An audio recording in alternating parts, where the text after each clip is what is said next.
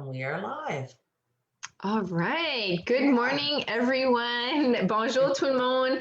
Bienvenue à notre session, à notre troisième session de prendre soin de toi. Dans le cadre de la sensibilisation d'adoption, c'est le mois de la sensibilisation de l'adoption. Donc, on avait des thèmes pour vous toutes les semaines. La première thème, c'était le processus d'adoption. Le deuxième thème, c'était le trauma. Puis, cette semaine, c'est tout à l'entour de prendre soin de soi. So welcome everybody and welcome to, I think this is our third live session around self-care. So as you all know by now, hopefully, and if you don't, this month is all about Adoption Awareness Month, and we had divided some content for you in weekly content. So our first week was the process week and how all that works for adoption and the whole process around that. And then our second week, so that was last week, it was around trauma. And this week we're doing everything self-care. And we called it self-care beyond bubble baths and vacation. So we're going to touch a bit about that today. So for those of you who don't know me, this is Kim, doesn't know us. This is Kim. Good morning, Kim. You can introduce yourself this morning. Hi, I'm Kim Driscoll, and I'm the Regional Coordinator for Central New Brunswick that covers from Woodstock to Chipman and the Miramichi. So I'm located in the Fredericton area, but we cover a wide range of the communities outside of Fredericton. Perfect. So Kim, elle est dans la région centrale, donc Fredericton, puis elle couvre aussi la région de Miramichi. Donc, si vous êtes dans ces régions-là, n'hésitez pas à la contacter. Si c'est jamais en français, c'est Candy qui s'occupe de la région de Miramichi pour les francophones. So for those of you who don't know me yet, and if you do, well, hello again. I'm Brandi Blomquist, and I'm the Regional Coordinator for the North. And the North is Chaleur region, so Bathurst area, Restigouche, and Edmundston, Grand Falls. So if you're in those regions and you're just, wondering and curious about adoption and you're not sure yet, send me or Kim a message and we'd be happy to support you through that. Right. So let's jump in to what we wanted to present to you for today.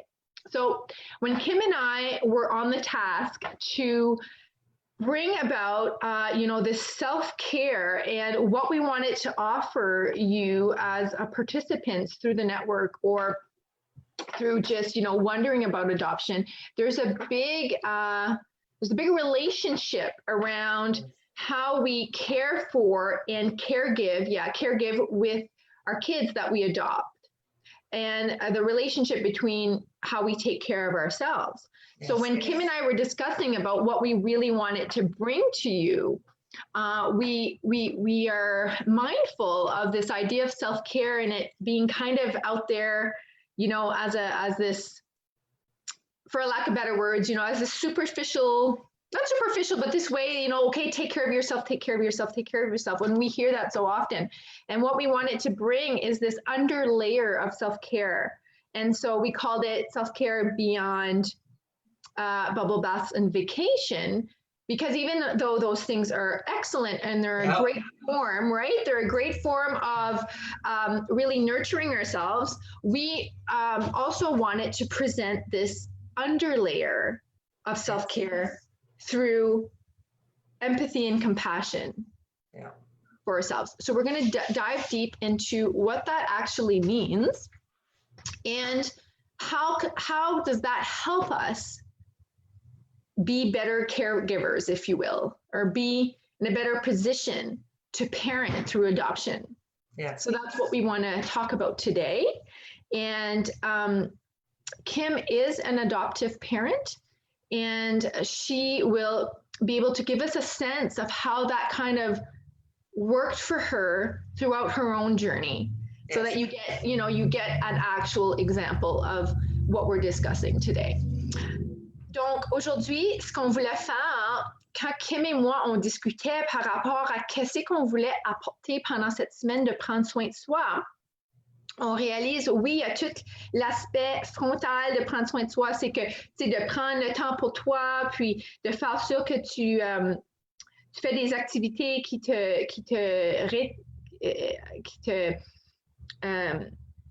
met dans une meilleure position de pouvoir se sentir bien, puis de pouvoir être un bon parent. Sauf qu'il y a tout un autre niveau qu'on veut vous apporter cette semaine, puis beaucoup dans la session d'aujourd'hui, de parler de comment est-ce qu'on prend soin de soi à travers de l'empathie et de la compassion. Fait que c'est ça qu'on va discuter aujourd'hui. Si vous avez des questions, s'il vous plaît, écrivez-nous dans les commentaires. If you have any questions, please write them down in the comments. If you have any sense of what, how this, maybe you've been already working this way with compassion and empathy, so please let us know. And because first and foremost, we have noticed, right, Kim, that people who adopt have great compassion. They have big, compassionate hearts to begin with. Yes. And we just want to kind of shift this image of how you're so compassionate towards others and also bring it towards yourself. Yes, you need it. Yeah, absolutely need it. So we love it when it's interactive. So if you have any questions, comments, please comment below. So I think I want to ask you a question before we begin, or I mean to whoever's watching this morning or on the replay. What does compassion mean to you? What does that look like? What would a self-compassion practice or a self-empathy practice look like for you? So if you're there and you want to comment, we'll have a look at the comments below. And so la première question je vais vous poser, c'est quoi la compassion pour vous? Qu'est-ce que ça représente pour vous, la compassion et l'empathie? Puis quand on le remet sur nous, donc être empathique envers nous-mêmes. Vous pouvez répondre dans les commentaires sous-bas. All right, so the first thing I would like to begin with is for you to consider your 4-year-old self. And what I mean by that is that can you come back to your inner self, your inner child, right? So, because when we think about a 4-year-old little girl or a 4-year-old little boy and how we would treat them through whatever they're feeling or going through, we want you to start to begin to see yourself that way when we're talking about empathy and compassion. So if you have a 4-year-old or a 4-year-old little girl or little boy, and he's feeling or she's feeling sad today, or feeling angry or feeling resentful, or there's something happening emotionally for that child, how would you respond? So this is kind of along those lines. How would you respond to your 4-year-old self, for example? Okay, so let's just hold that for the remainder of the presentation, as we go through the content. Right. Yeah. So donc je veux juste vous commencer la présentation avec, est-ce que vous pouvez rentrer en dedans puis penser à vous-même à 4 ans. Puis si jamais vous êtes face avec un enfant qui a 4 ans puis qui vit des émotions fortes, comment que vous répondrez à un enfant qui a 4 ans? Fait que c'est juste de tenir ça pour la présentation de ce matin, avec le contenu qu'on va vous présenter, en pensant, c'est comment que je répondrais à la petite fille ou le petit garçon en dedans de moi qui a 4 ans. All right. So what I want to get into is that caregiving and being a parent brings up a lot of emotions, right? Yeah, big range. Yep. So, and I think that it brings up a lot of emotions and a lot of feelings, and because we've learned through a lot of trauma information is that we become triggered. So it's not only our kids going through these triggers or these things, yes. We parents have our own triggers into what we are going through within our parenting responsibilities, right?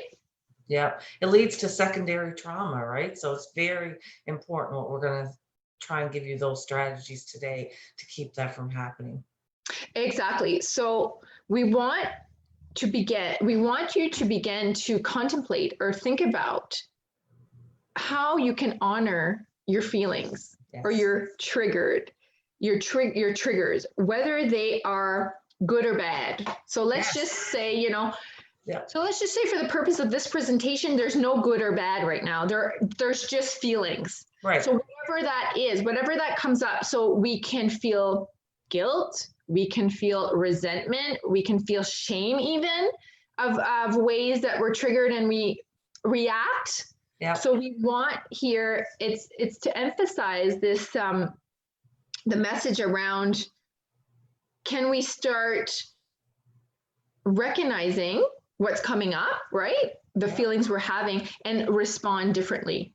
Easier said than done, right? Yeah. But we are going to practice through empathy and compassion. So this idea of nurturing our feelings and our needs through nurturing everything, the good and the bad that comes up. So, and also to come back to this purpose, because when we adopt or thinking about adoption, I think there's a purpose behind that in a way, right, Kim? Like this purpose of wanting to give and to make, you know, to give this better life in a way. There's other things of why and when, but for just this conversation, this purpose of, you know, giving back and of giving love to a nurturing child. a child. Yes, every child deserves this, a family and love and permanency. So it's definitely when you're an adoptive family or foster family, you automatically start off with those feelings that you want to give this to our children here in New Brunswick and elsewhere. Yeah, absolutely. And then I think so often as parents, sometimes, you know, I believe that we come under this idea that we have to have it perfectly then, if that's what we want to like bring, like we got to be perfect and we got to fix everything and we got to like fix our, you know, fix and control and have all our ducks in a row as to how we are going to parent this child coming in. Yes. And you know, this idea of perfection, and I think it's a lot unconsciously, you know, that we just want to have things, we just want to have this perfect family in a way of, and just give as much love as we can, and with all the love we're going to give, everything's going to be good, you know. And yes, because we have these children that come from trauma in their past, and we don't want to add more trauma. We want them to now see what a safe home is and a loving home. So we have that added pressure on us to say, you know, we're going to give them better than what they had, and they deserve that. So there's a bit of added pressure there. Yeah, so throughout that pressure is what Kim and I want to present this morning is this idea of self-care through nurturing that side of you that is triggered throughout parenting, you know, children with trauma or difficulties or special needs, or, you know, everything that comes with being a parent as well. Yes. Especially through this, you know, process of adoption, because we do know that there's some differences here, and there's extra things to, you know, be mindful of when we adopt. So I want to take the metaphor of a tree, and so the tree of empathy, and that what we want to start doing is observe that the tree is rooted in the ground, and the ground is somehow dirty. So there's a lot of rocks and there's a lot of dirt, and that's maybe in a way our feelings, right? Like all the bad stuff that starts coming up to the surface, all the dirt, all the rocks. And this idea that the tree will be your filter.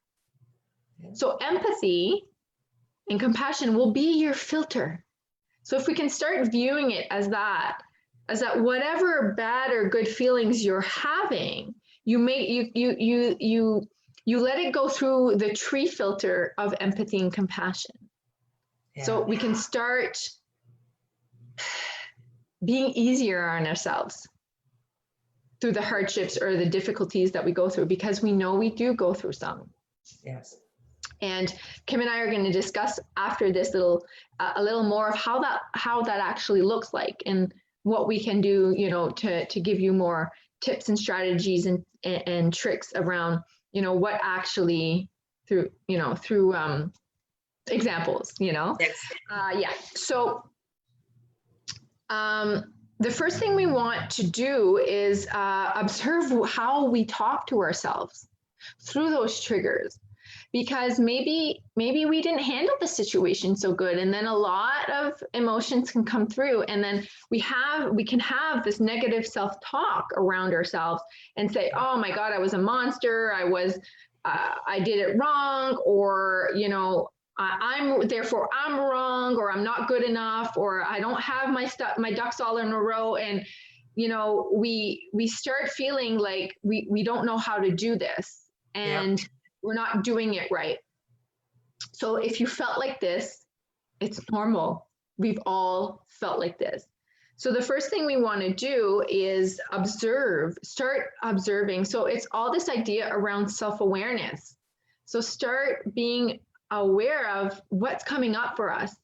So to feel those triggers and see what we're actually seeing and hearing and what we're saying to each other. You know, usually there's a big disconnect in what actually happened and what we say to ourselves.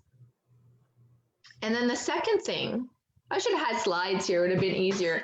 You're doing great. I love it. Donc, je vais juste répéter en français vite fait qu'on embarque dans la pratique d'empathie et de compassion pour soi-même. Puis, c'est l'idée d'avoir un arbre. Puis, l'arbre est dans la terre, puis la terre peut être sale. Donc, ça, c'est toutes les émotions constantes. Même si c'est bon ou mauvais, il n'y a pas de bonnes ou mauvaises émotions, c'est juste des émotions, puis sont toutes là au bas. Puis, c'est l'idée de prendre la métaphore de l'arbre, puis de dire qu'on va aller, I am losing the word for, you know, when it goes up the tree. The filter? Yeah, the filter. Pour aller filtrer, aller filtrer nos émotions. Mais la première chose, on doit observer quand on commence à la façon qu'on se parle, puis la façon que ça surmonte pour nous. 2, c'est comment est-ce qu'on se sent. C'est les sentiments qui remontent. So number one would be, you know, observing. Again, it's all easier said than done, but we're just going to give you the content of what we're talking about beyond, you know, self-care beyond bubble baths and vacations. And then we're going to, when Kim and I chat a little bit, we're going to have more an idea of how that can actually come through when we're faced with crisis or, you know, something going on that can really trigger us. So observe. Number 2, feelings. So I love this analogy. I found this, this is not from me, I found this online, but our feelings, okay, think about it as with your cell phone, okay? So we have our cell phone and the phone rings. So it's an alert goes off that there's something we need to respond to or attend to, right? So the phone rings and maybe we don't answer right away. And then it goes to voicemail, and then someone leaves us a message, and then our phone keeps on reminding us that there's an unanswered message. So our feelings are the same way. They're your message. Our feelings are our messengers, okay? They are what tell us that there's something unanswered. So that's where I'm getting to today, that our needs or what our feelings tell us that are unanswered, right? It's like an unanswered need. So our feelings, we're not our feelings. We are not our emotions and our feelings. They just come up. And they're like the messages left on your cell phone saying, hey, there's something you need to tend to. So the feeling is your phone ringing, ding, ding, ding, yes. And the message left on your phone is the actual need that's not being met. And so often as parents, we jump in, we become parents, and all of a sudden, who felt like this? That they lost themselves. So true. It's a great analogy. It's a great analogy. Yeah. And then Yeah. we're like, oh my God, I don't even know what I need anymore, right? And so it's this idea of we need to start figuring out what our needs are for this underlining self-care where we actually need to get our needs met. So yes, there's this idea of, you have to take time to nurture yourself and take your 10 minutes a day. And Kim and I all discussed this on our, was it Wednesday or Monday, on our lives. Yep. So you can watch that and we can link that below as well. So that there's all that idea, and that's super important. But then there's this underlayer of how we respond to our needs and make sure that our needs are met and actually figure out what those needs are. So then number 4, so yeah, number 1, observe. Number 2, our feelings. Number 3, our needs. Yeah. Our feelings are just letting us know what our needs are. So then we can start, actually listing them up. And our needs are also like around our values, what we value, what we think is important.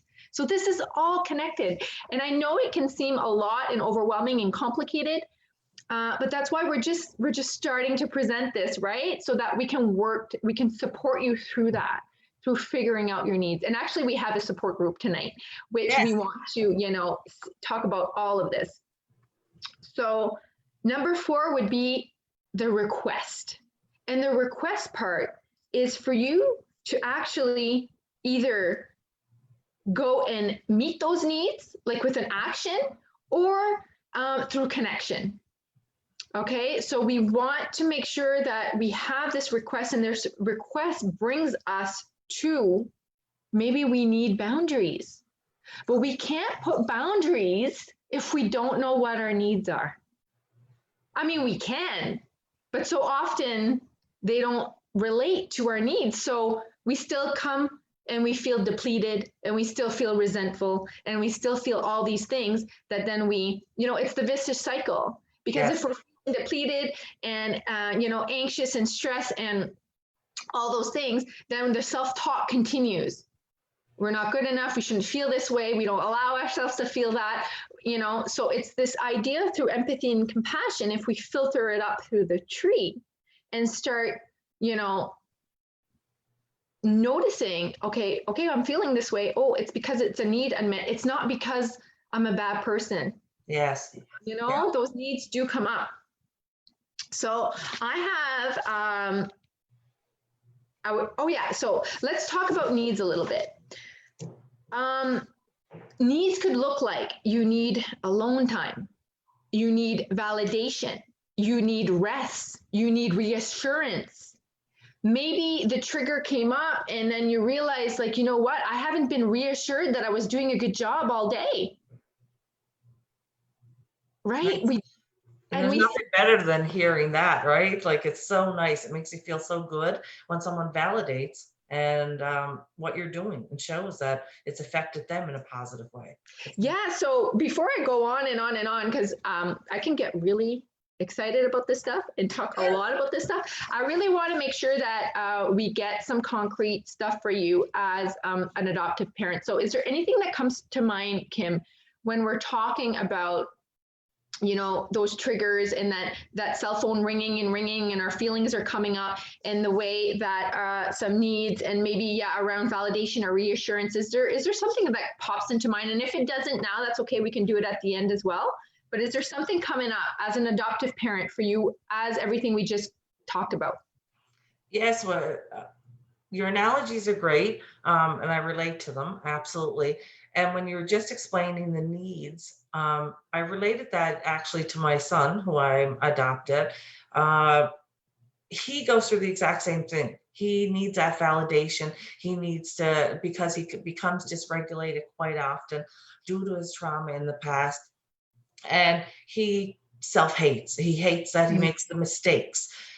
We as parents are going through the same thing. When we become dysregulated because the child is dysregulated, It's hard to always be quote perfect, or Mm, we don't want to cause them any more trauma. So we're worried about what words we use. Are we showing empathy to them? Are we reasoning with them at the right time? Do we relate to them? And we get so much information through all of our supports, which could be such a broad range, from schools to doctors to psychologists to psychologists, psychiatrists, everything. And then it all comes down to, okay, do I feel like I'm a good mom? Like, am I doing a good job? So when you were talking about that, I'm thinking to myself, my son's been very dysregulated this week, and I'm trying not to be too hard on myself and have patience all the time. But it's mhm. hard to have patience from the minute you wake up till the minute you go to sleep, when there's about 10 to 20 different times in there that you're trying to stay regulated for your son who's not. So I definitely relate to that. And I have to take it easy on myself, and ask for help sometimes and say, I Yes. need that break. So my husband and I have this thing where I'll say tag. So, Oh, yes. Okay. and it's simple. So we don't have to explain to each other. Like, if he was in the room, I'm like, listen, my son's having a hard time, this and this. I'll just go take, and I walk away, and he knows, step in. Kim needs that break, and then it's reassuring me that, okay, he can take over now. But that's just one way of trying to help you. Then I need to go in and take time to myself and be like, it's okay. Like, you can get frustrated. Like, I Oh, feel frustrated, and it's okay. This is a very frustrating situation. So I need to not be so hard on myself when you're in there. So positive affirmations, things like that are wonderful at that time. But that's exact example when you were talking, I was thinking of last night. So yeah, I definitely relate to what you're saying. exactly. So you bring up a great point with all what we kind of want to bring forth today is the fact that, where are you at now, right? When this happens, where are you at now? And how can you honor the way you're feeling? It all comes down to you and how you can do that for yourself through empathy and compassion. So, where are you at now? So you knew where you were at. You tagged your partner. Yes. And this idea of, okay, it's really not fun to feel this way. I don't like this feeling, but I'm going to honor where I'm at right now. I'm frustrated, I'm angry, I'm tired, I'm exhausted, I'm whatever, whatever comes Yes. up, and know that you can still grow from that. Yes. Not that you're going to stay in that, but by honoring it and saying, this is how I feel right now. I can't do this all day. It's this idea of a while ago of being, the perfect pairing, having all your ducks in a row, because, we all have things planned. We all have this, structure around how we parent our kids. And then it all goes to shammies. And it's true. And like you talk about, some people will call it giving yourself a timeout. I don't mind that term, but it's not my favorite term, because I feel like timeout is a consequence or a punishment when you're young. I look at it as self-care. I look Yeah, at it as like, and I want to be the best I can be for everybody, but including myself.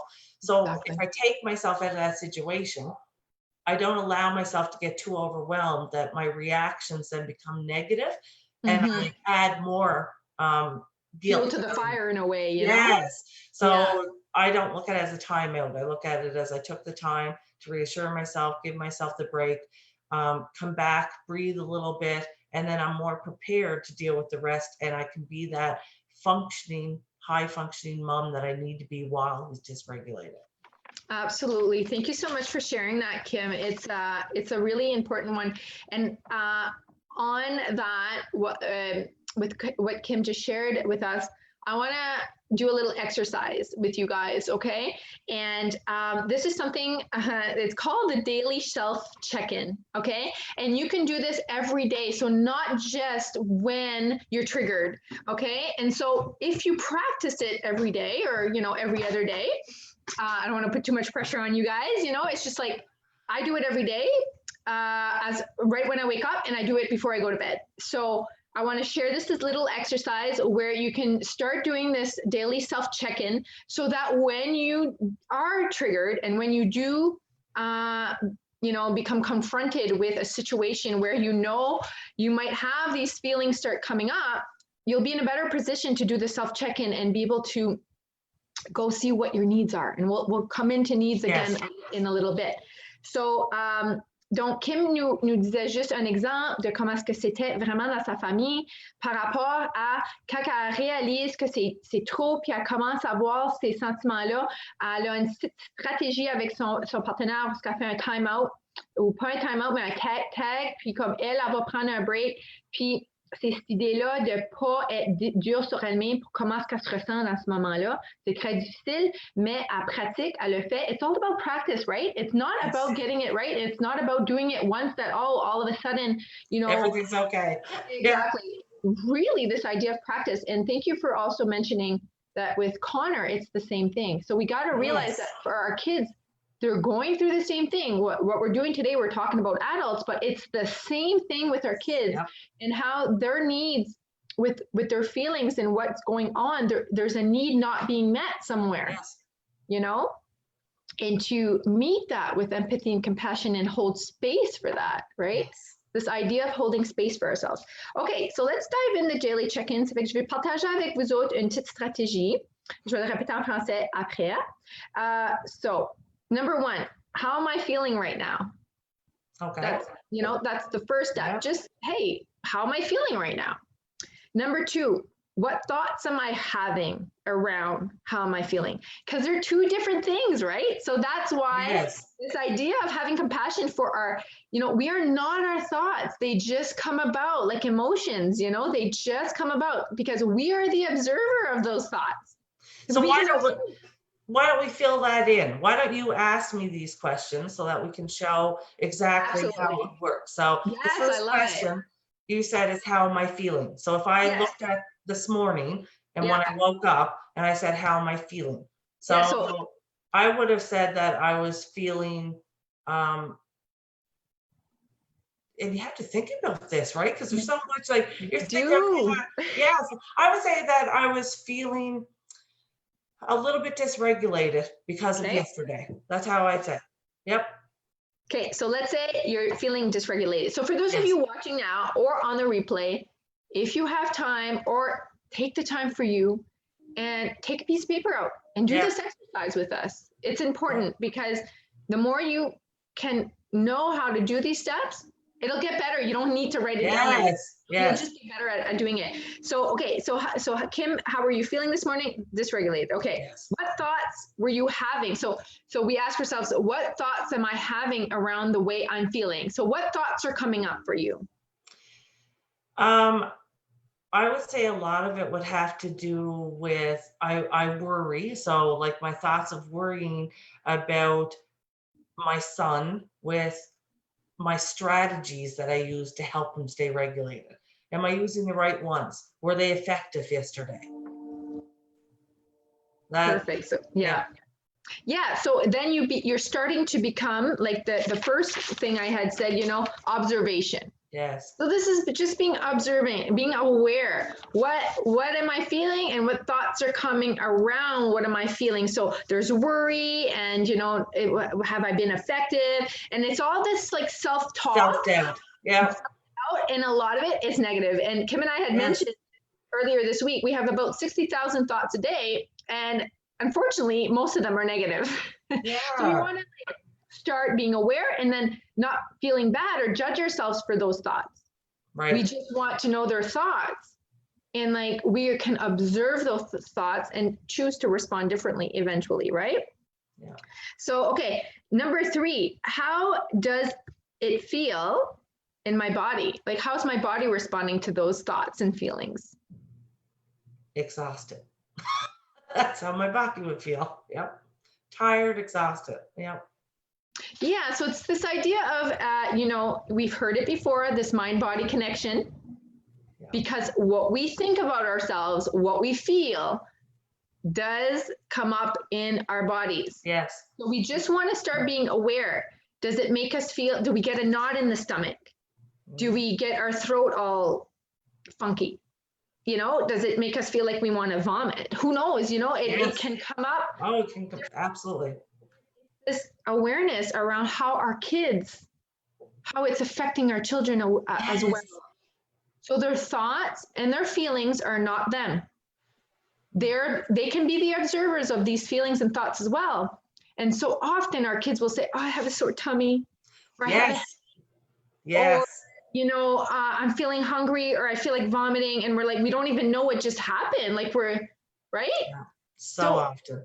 Yes. So, and they speak to us a lot through their bodies because they feel it, and they're like, what's going on? And then, so Yes. we're not so used to that as adults. Yes. Checking Yes. with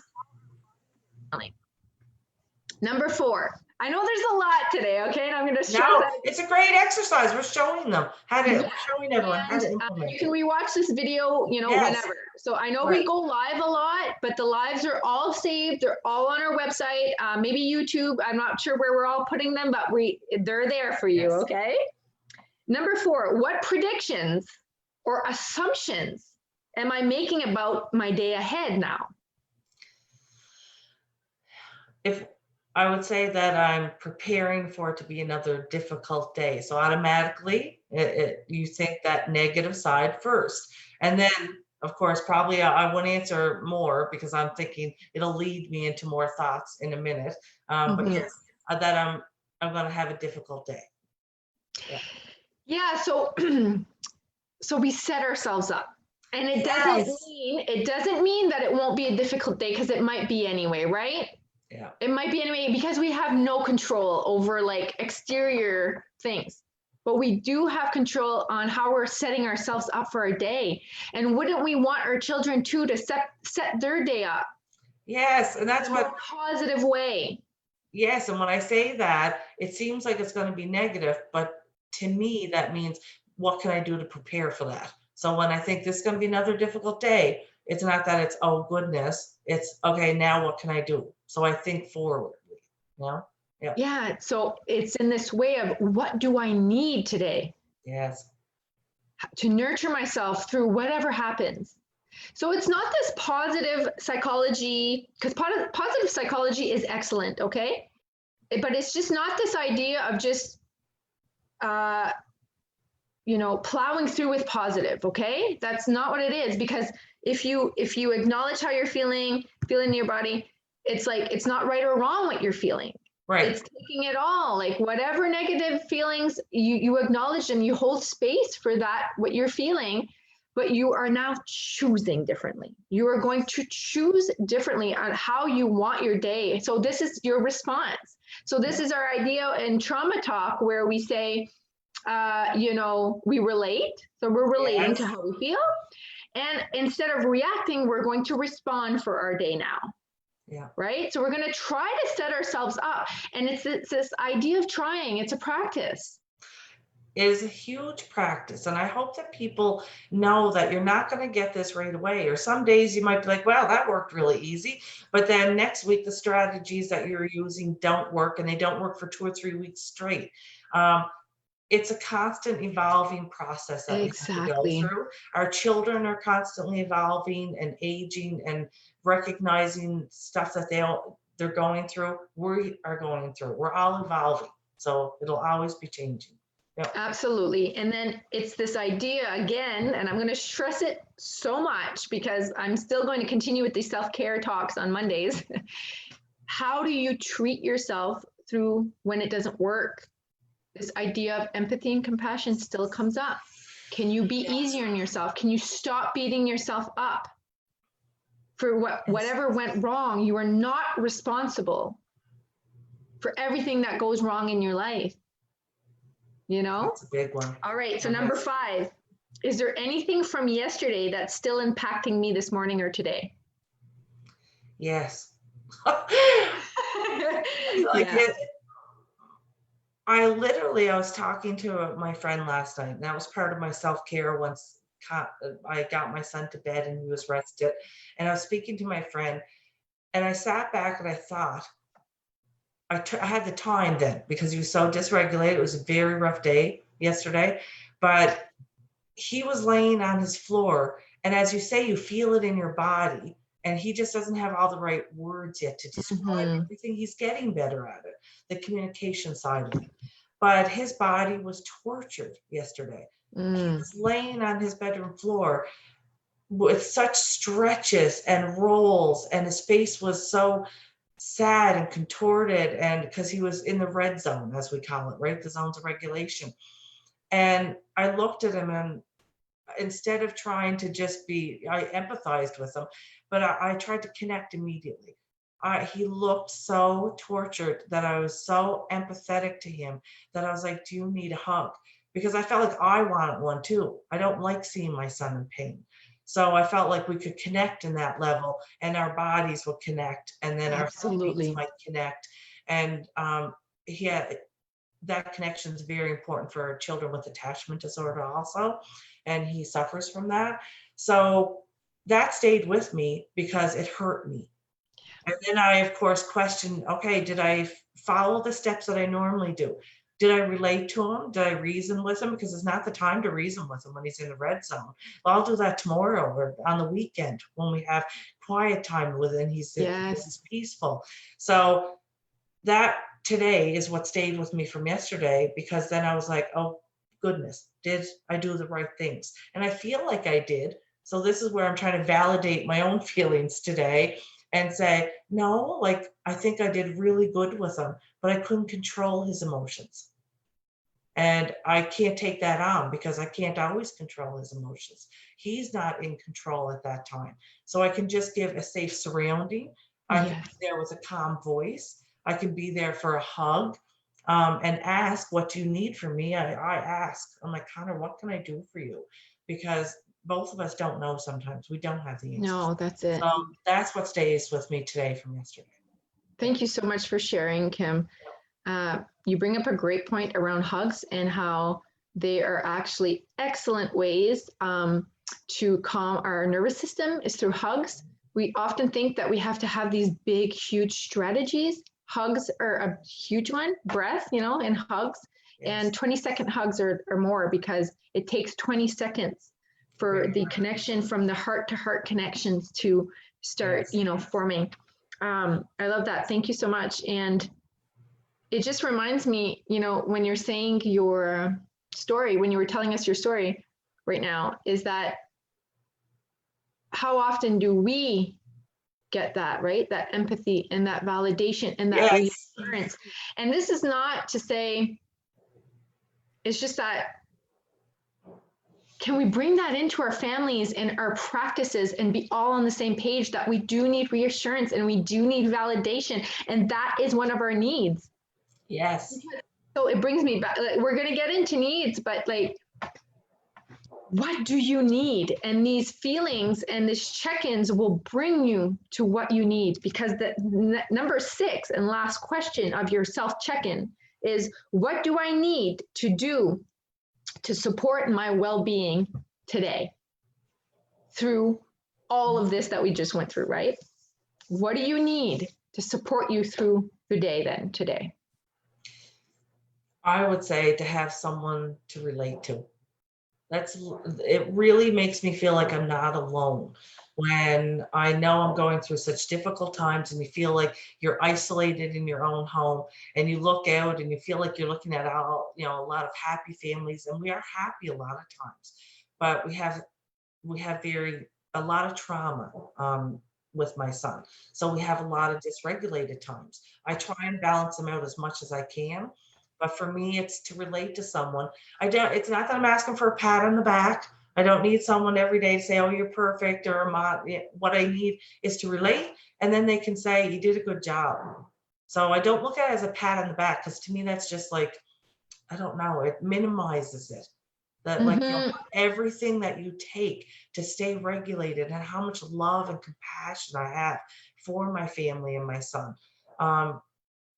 So that's why it's so important to me. I just need to know sometimes, you did a good job, Kim, or you handled that really good. Like I maybe wouldn't have been, kept my voice so calm, because inside you're not calm. So just to know sometimes I did a good job, and it didn't do any harm to him, because I don't ever want to add more trauma to him. Absolutely. So in the context of how we began this live today, how would you treat your 4-year-old little girl through all this right now? If Yeah. all she needs right now is to relate and have empathy Yes. and compassion, right? Can you have that for yourself first? And then can you, sorry, my notes everywhere. In our tree of empathy, when it's observe, feel, needs, and requests, now you're in a better position to go, like if you can validate yourself and then go make a request.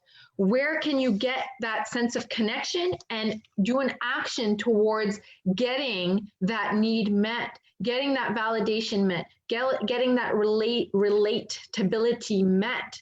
Because it is our responsibility to do it, because nobody's rushing in through the doors or calling us to say, hey, you've just like handled that so great and blah, blah, blah. True.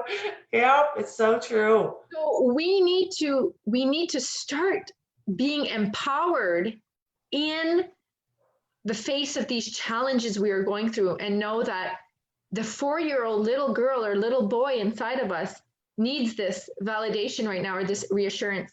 And we have other needs, but let's say on those ones. And how are we going to go after we've observed and felt and realized that we have a need? How are we going to go get that request? Request it. And who are we requesting it to? Yeah. Because that's another thing here. Okay. Yeah, I feel like you'd have to go to someone you feel safe with in a non-judgmental, safe spot. So whether that be your spouse, your best friend, or someone you've met even through our network, or us. So for me today, just being able to talk about this out loud, I already am starting to feel better. And I'm like, oh, I'm thinking in my head, oh yeah, no, you did a good job yesterday, Kim. Like, so I'm already starting to validate myself. And then I'll feel more energized for the rest of the day because I'm more positive about it. Look what happened, Yes. And it doesn't mean things are not going to start maybe, happening in a way we don't want it to, because we don't have control over that. But what we do have control is right here, right now, right now, not later, not in 5 minutes, not tomorrow, not yesterday, right now. Where are we at now? Yes. And what Kim's just bringing up is a part of that request, is how are we going to fulfill those needs? And we're going to go look at needs, but we either fulfill it alone, we fulfill it with another person, we fulfill it through a community, like she said, like support, like this community here that we hold with the support network, or other communities with your friends or whatever groups, or if you go to church, or whatever community you have. And number 4, to really not forget this, through nature. Nature can hold space for us and get our needs met through nature. And I just want to throw that out there, because if you allow yourself to go and connect with nature, you'd be surprised at how much nature can hold us into what we're going through, and empathize and empathy and compassion through nature. Okay, so those are the four points at how to fulfill your needs. Is, again, like Kim mentioned, you can do it on your own, because she's starting to do it right now with this exercise. And this idea of, like, with a friend, call a friend, another person, your husband, whatever, your partner. And then there's community, relatability, and in nature. And I'd just like to add that nature one. We have spoken about this a few times, and I'm so on board with it. I just didn't think about it a lot, but even when you step outside and the cold air and it's like a clean breath of fresh air, and it just rejuvenates you. Even that, if you can just step outside and get that air, you feel like, okay, I can go back in now. But it brings you back to center. It brings you back to the moment. Yes, and you don't always, if you have the opportunity to go sit at a beach and watch the waves, I mean, nature is amazing. And you tend to focus on that rather than yourself, but yet you get something back from focusing on something so powerful and calm and amazing. And then it makes you feel like your day is better. And it's simple with that. So yeah, I agree. Absolutely. And if you do want to take time, if you live in the city and nature's not accessible, like Kim said, you can just step outside, or take your whole family on the weekends, or, in the evenings after supper, and go get that, like, and you can do your own little self-practice without anybody even knowing, or you can tell all the family, like, this is what we're doing. We're connecting with nature. We're just breathing in some fresh air. Yeah. So those are good tips as well. So along the lines of needs, and then I think we're going to wrap it up with just quickly maybe in one or two other examples, and then it'll be our hour for today. So there was a lot of information there that it's very difficult for me to translate in French right now. But bear with me.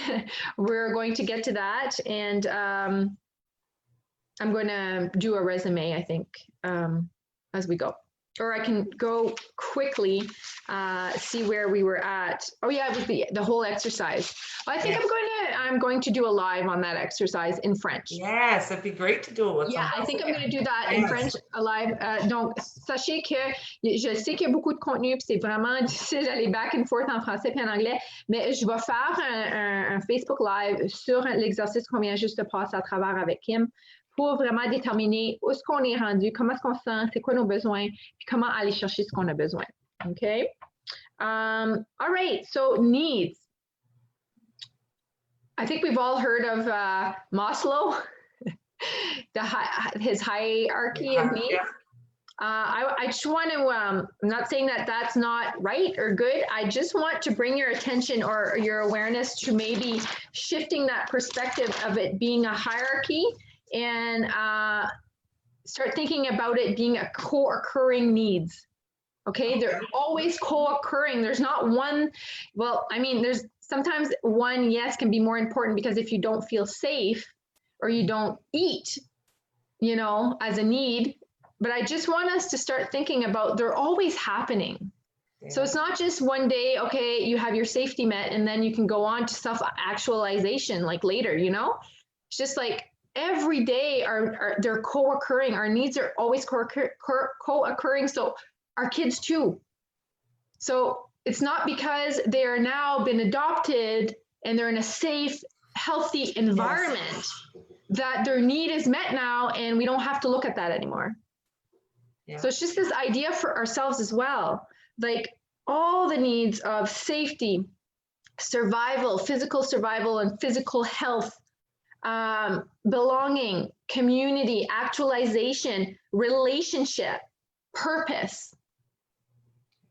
I know it can feel overwhelming. It can feel a lot, but we're just starting to put it out there and just starting to be aware that it's a cycle, it's a circle, and they're always happening. So it's not just because you worked on one that they're not a need maybe tomorrow. Yes. Your needs are going to shift between the universal needs because whether we want to admit it or not, we all have a need of belonging, of love, of security, of safety, and of eating, you know, or being healthy, like having food to eat and to grow and whatever. So we have this universal needs that need to be met in our family and within ourselves and for our children. And then we have other needs that are more around thriving. So these are more individual per person, right? So maybe I have a need for more intellectual stimulation than another does. Maybe, you know, I'm just trying to put it out there that we have these universal needs and we also have our personal needs around maybe I need more self-validation than you do, you know? So it's just to start to become aware that we have needs in common with our children that need to be met on a daily basis. Yeah. And they're not always the same at the same time, right? No. And some needs are independent of specific people or places. Some needs are really, I need this right now and it has nothing to do with anybody else. Yes. You know, so again, it's this idea of meeting yourself with empathy and compassion, because sometimes people are going to say, no, you don't need that, or what's that all about, or what does that have to do with it, or stuff like that. Yeah. So, and we say that to ourselves. Yeah. We say that to ourselves so often. Yeah. So it's just this idea of what is your need that the feeling is pointing to. Right. So just remember that phone ringing, Your feelings are ringing, they're leaving you a message, and they're waiting for a response from you. Right. And I think that's about it for, oh yeah, and yeah, these needs, then they will lead you to maybe putting some boundaries up, and that can be in a whole other session. I thought we'd have time for that. But oh yeah, and I have a little example here is if you have a need, you need to figure out a strategy around how to get that need met, right? Because we can then figure out, okay, we all have all these needs, but how are we going to get them met? And then let's say you have a need to connect or relax, you know? Yes. Well, maybe your strategy is a glass of wine, but is that effective in the long run, you know? Right.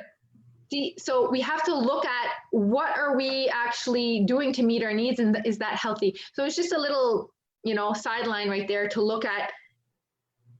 Maybe the glass of wine is good, right? Or that shopping, online shopping we do, that Netflix binge we do, or that scrolling on Facebook we do. Maybe it's on the surface a need of connection, or you know what I mean? But just be mindful of the way you're meeting your needs, because they might not be healthy. And they might not help you long term. Yeah, so that's we it. know that there's sometimes, you know, we're dysregulated, so meeting that need very quickly is great. If you're thinking like, you know, I'm going to go on TikTok and listen to some great music, and you get in a good mood, it didn't take away what the problem was, or, you know, so you need to strategize later and continue your growth so that you can have these needs met on a more regular basis. So I agree. You got short-term needs and long-term needs. Yeah. Yeah, so that wraps up our content. I would say it was a lot of content today. It's coming forth from a program that I have on the sideline here as well. So as you all know, I work for the New Brunswick Adoption Foundation through the network, and I also host groups of support through self-love and self-awareness and self-care that this is stemming from, this information and the thought process around it, where I help women and some willing men. I have some men in the program as well who are determined and ready and willing to, you know, work through this framework of compassion and empathy towards themselves, so that they can be in a better position to, you know, really step into their role as caregivers, or, you know, whatever role they're in. And really lead with in a healthy service, you know, healthy service, because we all want to, you know, give of ourselves so much. And if you want any information about that, we'll post it in our links in the resources place. I'll post it for you. So let's also remind them about tonight and what time. Yes, go ahead. So tonight we have our support group. It's going to be at 8 o'clock, and we've advertised the Zoom link on our pages and on our fan page.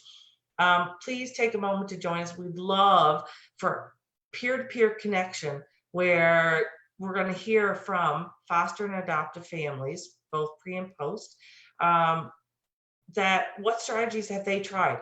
Did they listen in this week? Did they implement a new one? Did they take 5 minutes in the morning and go outside and breathe? The rituals. Yeah, the rituals. So, and if ones that you've been using for a while, please let us know, because the more ideas that we have, not everyone finds, you know, getting in tune with nature is great, but they find talking to their best friend or having, you know, a warm tea in the morning, as I had said. So we want your ideas. We want your feedback. We look for these connections, and we would love to see you join us at 8 o'clock tonight. And then please remember that every Monday, this is what Brandi does for us. Her self-care on Monday mornings is so important, and I know our staff absolutely loves it. It sets the tone for our week. So please tune in every Monday too for Brandi's self-care, because she's phenomenal, as you've seen, about communicating the need for self-care and self-love. Oh, thank you so much, Kim. And just for reference part, the whole empathy and tree of empathy, that's not my idea. So I just want to let everybody know that even though it's part of my framework, it's from Marshall Rosenberg. Okay. So, I just want to make sure that credit is due where it's due. I didn't invent this whole thing about empathy and compassion work. So, but it's just the way we work it through, right?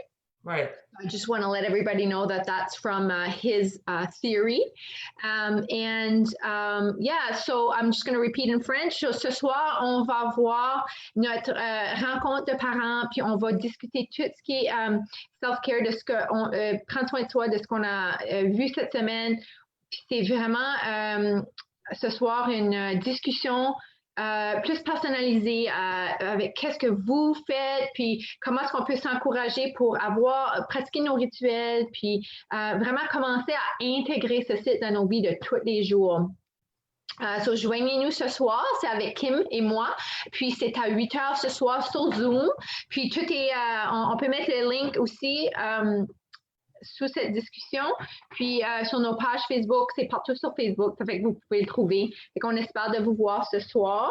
Puis juste un rappel que les prendre soin de soi, les lundis matin, je vais continuer avec les sessions de prendre soin de soi. Ça fait chaque live à 10h le matin les lundis. All right. Well, on that, we are going to wish you a happy self-care rest of the week. Tomorrow, Kim and I are also coming live, and we're just going to do a wrap up. And if you have any questions about what you've watched or read so far, and I think we're going to present a meditation or yoga. I forget which one it is, but we're going to present that to you tomorrow, just to help you with your self-care routine. And have a wonderful day. Have a wonderful day. Yes, everybody. All right. We will see you again soon. Bye-bye. Bye.